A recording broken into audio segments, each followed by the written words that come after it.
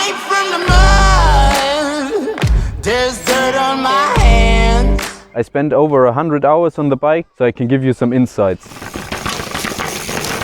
Why did I choose that bike? Since I broke the chainstays of my last bike, the YT Capra, I wanted a stiffer rear end, so a rigid one-piece triangle. I also want to take part in the Mega Avalanche, therefore I went for a 29er, which rolls a little bit faster over the small stuff. I chose size medium, so it's more playful, especially due to its short chainstays.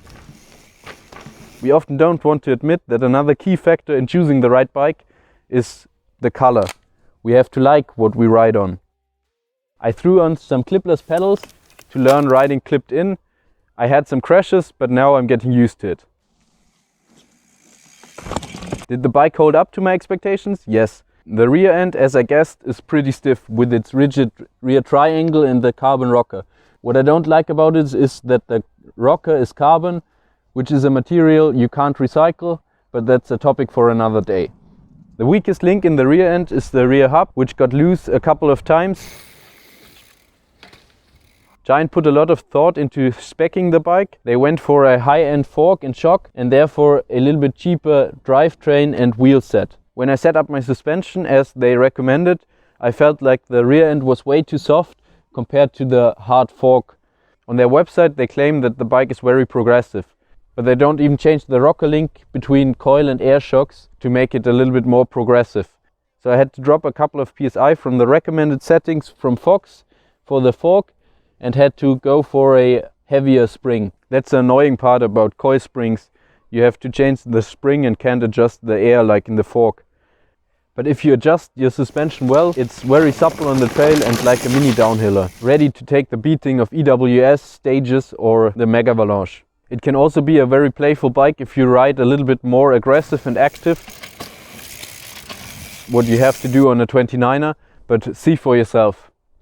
Giant claims that you can fit longer dropper posts into their frame.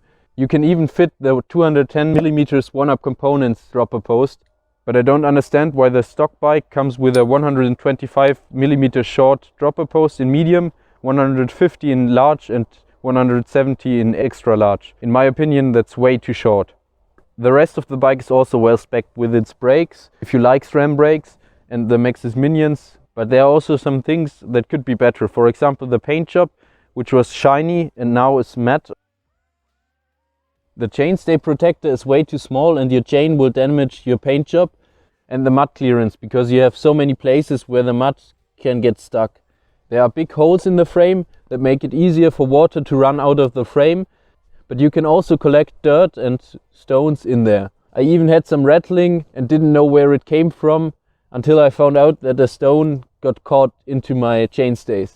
Since I don't want to damage my rims, I run the nuke-proof inserts, and overall the bike is quite heavy.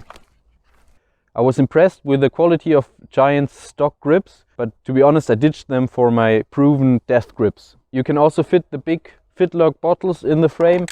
Most of the things on your bike you can work with a simple multi-tool, but there are two pivot points where you have to use an open-end wrench, which isn't something you have in your backpack on normal trail rides.